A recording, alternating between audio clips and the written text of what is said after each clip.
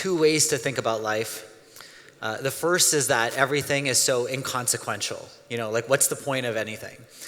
And the second way is to think that there is some sort of more important purpose or meaning to life, right? Like I think everyone here has probably thought, what happens when you die? Is it something or is it nothing? What's the point of all of this? And when I was in high school, that's kind of where I decided, okay, I'd rather believe that there's a purpose to life than there isn't. And it's so easy to just assume that, nothing matters. You look at this picture, right? That circle, that's us. I don't know if you've ever heard this Carl Sagan quote before, but we're so small. But when I decided, I wanted to do something that mattered, that's what kind of led me to start a company, move to Silicon Valley.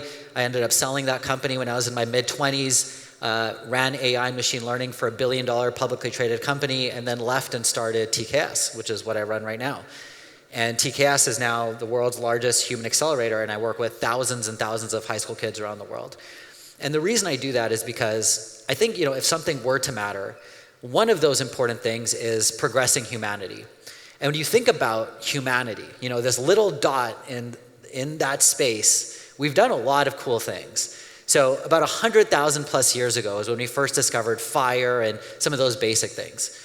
Almost 30,000-ish to 70,000-ish years later, we discovered writing, the wheel, agriculture, math, some of that basic stuff. Then it took us about 100,000 years to get to like electricity, some basic stuff like that, about 100,000 years.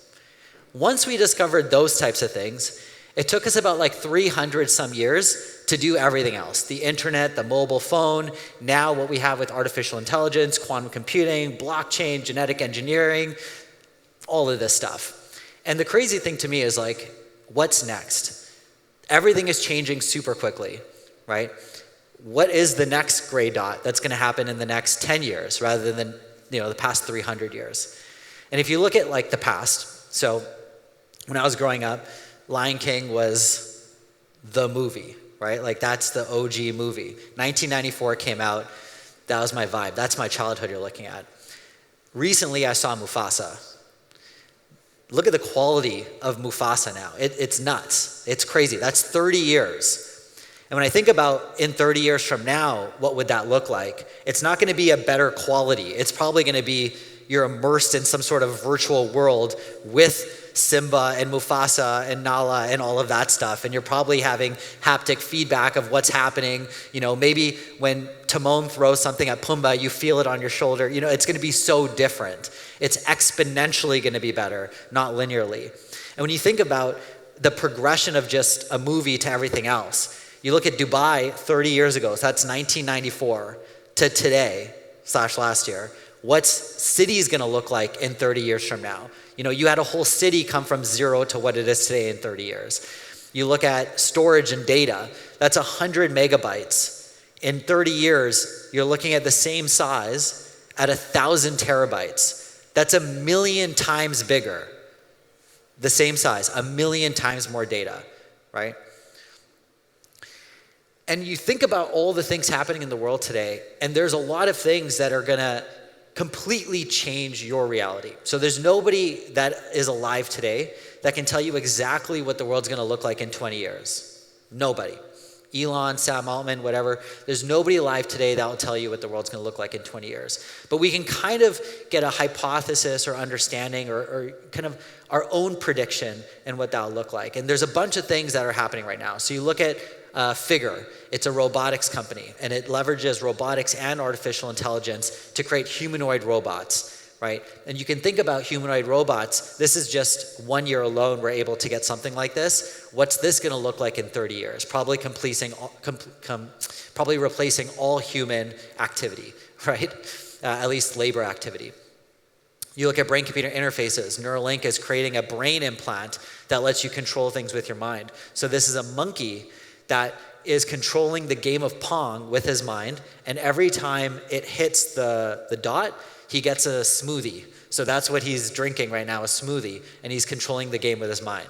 So what is that going to look like in 20 years? You think about the metaverse. You have things like Meta Orion, which is the new glasses. You have Apple Vision Pro. what's that going to look like in 20 years? You know, all of these things are completely changing the world. OpenAI, I think you guys have probably used ChatGPT. Have you heard of Sora? So it's creating realistic images. So this is just through very simple text-based prompts to give you a high quality rendering that looks something like that. Like that looks real. You know, it's going to be very difficult, if not impossible, to differentiate between reality and artificial reality already, actually, let alone 30 years. Coinbase, I don't know if you guys heard about blockchain, cryptocurrency, but Coinbase is one of the biggest players in the crypto space, and they're completely democratizing the concept of finance and money, right?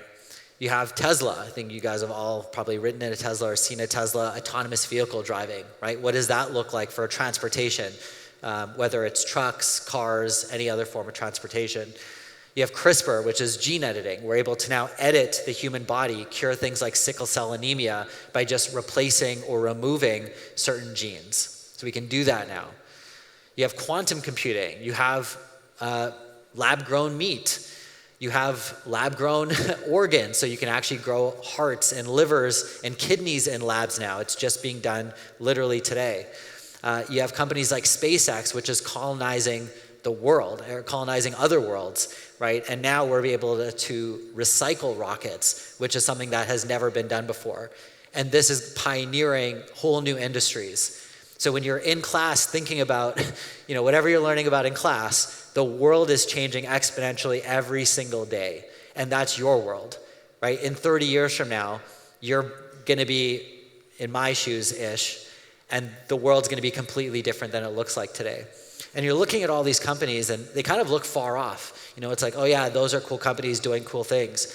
But every single one of those companies had TKS students and alumni working at those companies. Okay, so this is real for you now. You don't have to just become an investment banker or, you know, an engineer or whatever the current kind of societal career paths are. You can think about what is the future going to look like and what part do you want to play in it. Because I think the best way to predict the future is to be part of creating that future, right? And so you can work at Tesla and SpaceX and Neuralink. You can build your own things. So this is Ben. He's also a TKS alumni, and he started a company called Synex Medical. And they're building a ring to detect glucose levels and other blood metabolites non-invasively using magnetic resonance. And they just raised a bunch of money at a $100 million valuation recently, and he just turned 25. Right? So what most people are doing when they just finish university, he's already building a company to push humanity forward in the healthcare space. And there's tons of young people doing this today because you can do more than any other person could have ever done at this age because of what's available to you. If you think about ChatGPT, for example, you could research any topic in the matter of, I don't know, half an hour to an hour. That would have taken some PhD or master's students 10 years ago, like a month to 2 months to do. And so everything is exponentially shifting, and your ability to make change and impact is growing faster than ever. So will you do something with it, right? That's kind of the question you have to think about. And so in TKS, I've seen this, right? Because we have about 5,000 alumni from around the world in 400, 500 different countries actually build things in brain-computer interfaces, in AI, in blockchain technologies, in synthetic biology, working on all of these types of things.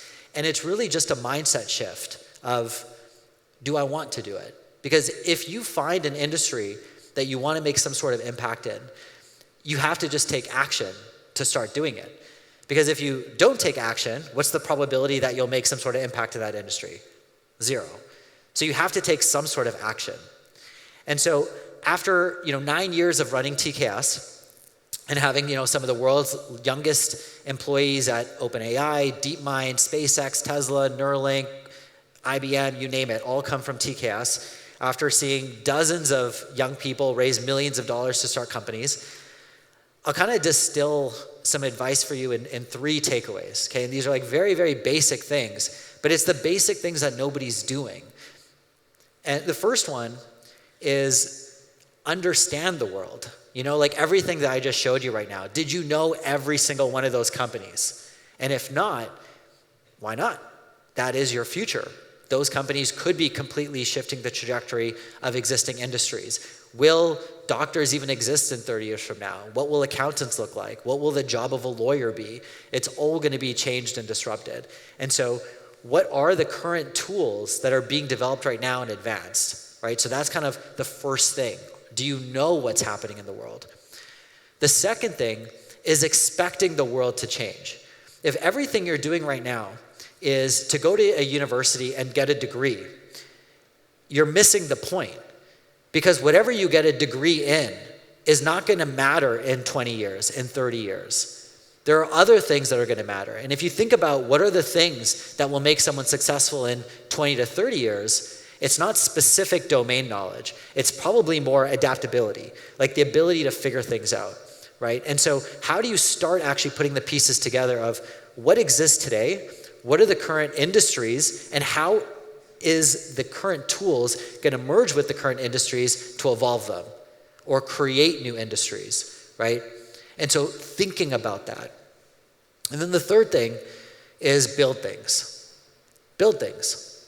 Actually use these tools to create something. And it doesn't need to be anything really complex. Just build something. And all these images I showed you is like 14, 15-year-old kids that are building stuff with AI, building stuff with blockchain, building stuff with CRISPR, because you can do this stuff now. You don't need to wait 5 years or 10 years to actually build things in the real world. You can do it now because all the tools are available to you, and it's either free or super cheap. And so if you kind of follow the narrative here that the world is changing exponentially, you're going to grow up in a completely different world than today. And if you think about your career and everything that you're working towards is probably, going to be completely unpredictable, let's say. No one will be able to tell you what the 30 years from now are going to look like. You have to start kind of figuring that out for yourself, right? And so when we kind of zoom back out to the world and you ask yourself, does this thing matter? Does this little dot that we're on matter? Obviously, like this moment feels so immersive, right? We're here, we're sitting here, we're listening to me talk, I'm on the stage, you guys are all kind of hearing all this, but ultimately we're just this little speck. And I think it'd be super cool to develop this little speck as much as possible. And I'd rather be part of developing this little speck than spectating on the speck, right? Being on the sidelines while other people are doing cool stuff. And so hopefully, the thought in the back of your head is, yeah, I want to be part of developing the future. I want to be part of pushing humanity forward. And to do that, you have to think different. You have to understand the world. You have to embrace uncertainty, and hopefully you start building things. Thanks, guys.